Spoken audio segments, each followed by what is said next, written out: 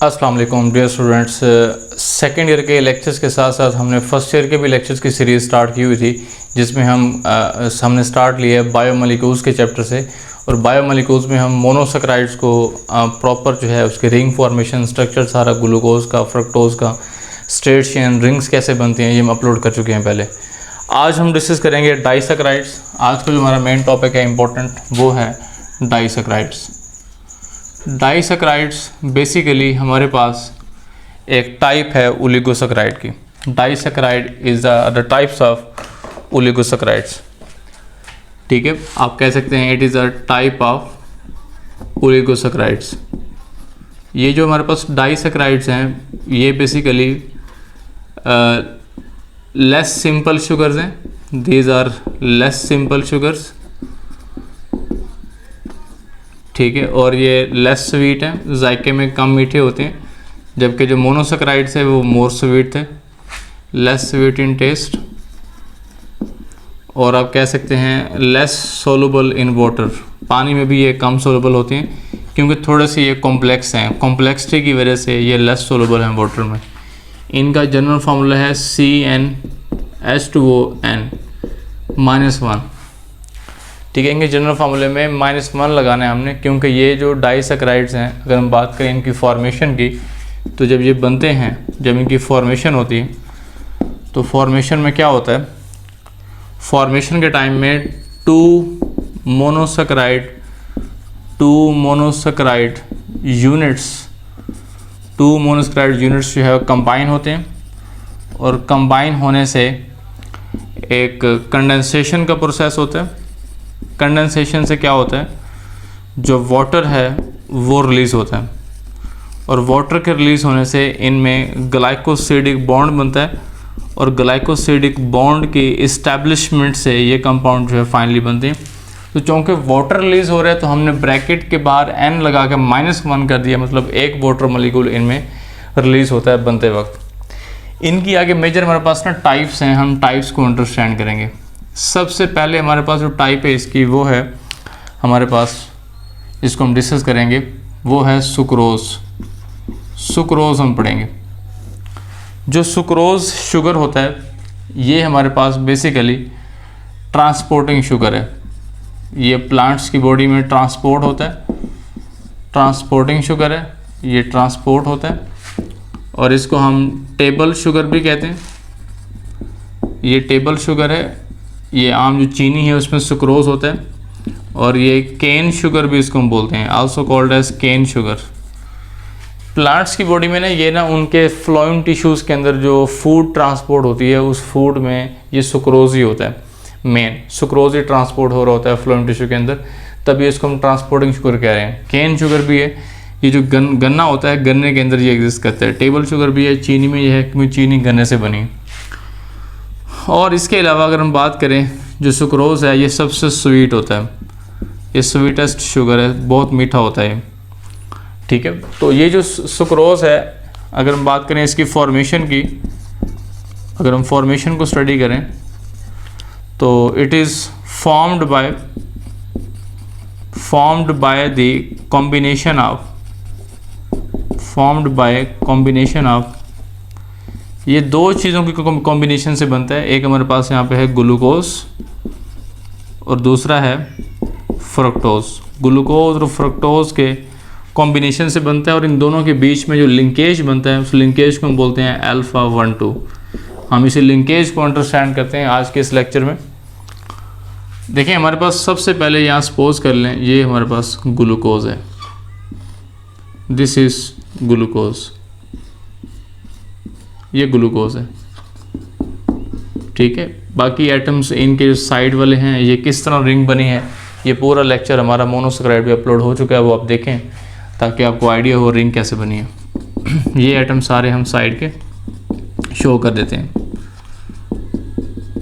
ये ग्लूकोज है। साथ ही सपोज कर लें हमारे पास यहाँ फ्रक्टोज पड़ा है, दिस इज़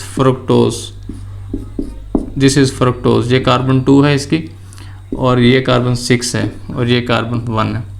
2 के साथ यहाँ पे OH लगा होता है। ठीक है, 1 पे यहाँ पे CH2OH OH। ये रिंग कैसे बनी है इसका भी पूरा एक लेक्चर हम अपलोड कर चुके हैं, आप वो देखें। This is fructose. तो ग्लूकोज के कार्बन 1 का जो OH है ये एक्सपोज हो रहा है फ्रक्टोज के कार्बन 2 के OH के साथ, इनका एक्सपोजर हो रहा है। और एक्सपोजर के होने से दोनों के जो हाइड्रोक्साइल ग्रुप्स हैं, दोनों के जो OH ग्रुप्स हैं ये कंडेंस होंगे। इनकी कंडेंसेशन से वाटर का एक मॉलिक्यूल यहाँ पे एलिमिनेट होगा। वाटर के मॉलिक्यूल की एलिमिनेशन से पीछे बचेगा ऑक्सीजन। वो ऑक्सीजन जो है इन दोनों कार्बन्स को लिंक कर लेगा आपस में, और यहाँ पे एक बॉन्ड बनेगा। इस बॉन्ड को हम नाम देंगे α1,2 ग्लाइकोसिडिक लिंकेज। इस तरह ये लिंकेज बनता है और ये शुगर जो है ये बनते हैं। इनमें 2 मोनोमर्स पड़े हैं, ग्लूकोज प्लस फ्रक्टोज। ठीक है, ये हमारे पास था बेसिकली सुक्रोज जो हमने डिस्कस किया आज। तो सुक्रोज के बाद नेक्स्ट हम डिस्कस करेंगे यहाँ पे माल्टोज, और नेक्स्ट हम माल्टोज को पढ़ते हैं, और माल्टोज के बाद हम नेक्स्ट डिस्कस करेंगे आगे यहीं पे लैक्टोज को। तो डाइसैकराइड्स को आज हम वाइंड अप करते हैं। ठीक है, स्टार्ट करते हैं। अब चले माल्टोज पहले कर लेते हैं। माल्टोज डिस्कस कर लेते हैं। माल्टोज क्या होता है? जो माल्टोज होता है ये शुगर हमें मेनली ये मिलता है कॉर्न वगैरह में, वीट है, इनमें मिलेगा। ये साइन सीरियल्स के अंदर मिलता है माल्टोज। और हमारी ओरल कैविटी में ये अर्ली प्रोडक्ट होती है बाय डाइजेशन ऑफ स्टार्च। जब स्टार्च हमारी बॉडी में डाइजेस्ट होता है तो स्टार्च की डाइजेशन से जो अर्ली प्रोडक्ट बनती है वो माल्टोज होता है। और माल्टोज की अगर हम बात करें फॉर्मेशन की कि ये बनता कैसे है, अगर हम फॉर्मेशन स्टडी करें तो आप सिंपली ये नोट कर सकते हैं, it is formed by combination of 2 glucose molecule. 2 glucose molecule जब मिलते हैं, कंडेंस होते हैं आपस में, तो उनकी कंडेंसेशन से ये बनता है 2 ग्लूकोज मॉलिक्यूल्स। और इन दोनों ग्लूकोज मॉलिक्यूल्स के बीच में जो लिंकेज होता है बच्चों, अगर हम लिंकेज की बात करें तो लिंकेज इनमें α1,4 होता है। तो ये α1,4 लिंकेज कैसे बनता है इसको हम अंडरस्टैंड करते हैं। सपोज कर लें हमारे पास एक ग्लूकोज ये पड़ा है, इसका यहाँ पे OH है। एक और ग्लूकोज मैं यहाँ पे ड्रॉ कर लेता हूँ। ये हमारे पास एक और ग्लूकोज है, सपोज कर लें, इसका ये कार्बन, ये कार्बन, ये कार्बन, ये कार्बन, इनके एटम्स को मैं ड्रॉ कर लेता हूँ सिंपली। रिंग का पैटर्न लाजमी देखिएगा आप, ताकि आपको आइडिया हो कि रिंग कैसे बनती है। मैंने कुछ ट्रिक्स शेयर की हैं आपके साथ जिससे आपको रिंग्स को स्टडी करने में आसानी होगी। तो ये भी ग्लूकोज है, ये भी ग्लूकोज है। इस ग्लूकोज का एक कार्बन 1 और इस ग्लूकोज के कार्बन 4 का जो OH है ये एक्सपोज हो रहे हैं। इनके एक्सपोजर से क्या होगा, ये OH कंडेंस होंगे, आपस में मिलेंगे, और इनके मिलने से यहाँ पे क्या होगा, वाटर मॉलिक्यूल एक एलिमिनेट होगा। वाटर मॉलिक्यूल की एलिमिनेशन से फाइनली क्या होगा, वाटर मॉलिक्यूल एक यहाँ पे रिलीज़ होगा। उसकी एलिमिनेशन से यहाँ बचेगा ऑक्सीजन। ये ऑक्सीजन जो होगा ये इन दोनों कार्बन्स को लिंक कर लेगा। अब ये जो बॉन्ड बना है इन दोनों कार्बन्स के बीच में, इस बॉन्ड को हम नाम देंगे α1,4 ग्लाइकोसिडिक लिंकेज। अल्फ़ा क्यों कह रहे हैं, क्योंकि इसमें कार्बन 1 के ऊपर जो OH था वो OH नीचे था। ये मैंने सारे ट्रिक आपको शेयर किए हैं मोनोस्क्राइड्स के लेक्चर में, वो आप लाजमी सुनिएगा। अब ये जो हमारा पूरा एक कंपाउंड बना है ये वाला, this is called as maltose. तो माल्टोज इस तरह 2 ग्लूकोज के यूनाइट होने से बनता है, और ये हमेशा हमारी ओरल कैविटी के अंदर भी बन रहा होता है स्टार्च के डाइजेशन से। और ये जितने भी सीरियल्स हैं, अनाज हैं, उनमें एग्जिस्ट करता है, कॉर्न वगैरह है, या इसके अलावा पोटैटो आप खाते हैं, चिप्स खाते हैं, उसमें भी ये होता है।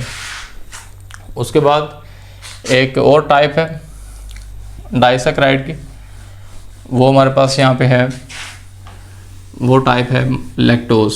हम लैक्टोज को डिस्कस करते हैं। अगर हम लैक्टोज की बात करें बच्चों, तो लैक्टोज भी एक डाइसैकराइड है। लैक्टोज भी एक डाइसैकराइड है, ठीक है। और ये लैक्टोज हमेशा मिल्क में होता है, अकर्स इन मिल्क, ये मिल्क में होता है। और ये सोर्स ऑफ एनर्जी है, it is a source of energy for infants. जो बच्चे होते हैं वो दूध पीते हैं, उस दूध के ऊपर वो सर्वाइव करते हैं, उनमें ये एनर्जी का सोर्स भी यही है, क्योंकि बच्चों के अलावा बच्चों के पास कोई और फूड नहीं है, सिर्फ दूध ही है। तो दूध में ये लैक्टोज है, लैक्टोज के ऊपर वो फीड कर रहे होते हैं। अब ये जो लैक्टोज है ये ग्लूकोज, इसमें एक साइड पे ग्लूकोज होता है और दूसरी साइड पे यहाँ पे ग्लूकोज नहीं होता, यहाँ पे गैलेक्टोज होता है। अगर हम फॉर्मेशन की बात करें तो फॉर्मेशन में आप कहेंगे formed by combination of galactose and glucose. Galactose और ग्लूकोज के मिलने से ये बनता है हमेशा। तो गैलेक्टोज का फार्मूला क्या होता है? गैलेक्टोज और ग्लूकोज आपस में स्टीरियो आइसोमर है। स्टीरियो आइसोमर क्या होते हैं ये मैंने मोनोसैकेराइड्स के लेक्चर में डिटेल में बताया, आप वो लाजमी सुनिए। तो कार्बन 1 के ऊपर यहाँ पे OH पड़ा है और नीचे यहाँ पे H है, ठीक है। ये बेसिकली हमारे पास गैलेक्टोज है, इसमें कार्बन 4 के ऊपर जो है OH ऊपर होगा यहाँ पे, तभी ये गैलेक्टोज बनेगा। ये गैलेक्टोज है। दूसरे एंड पे हम ड्रॉ कर देते हैं ग्लूकोज। ये सपोज कर ले हमारे पास यहाँ ग्लूकोज है, दिस इज ग्लूकोज, ठीक है। ये अल्फ़ा ग्लूकोज है हमारे पास, ठीक है। ये अल्फ़ा ग्लूकोज है, ये हम ड्रॉ कर लेते हैं।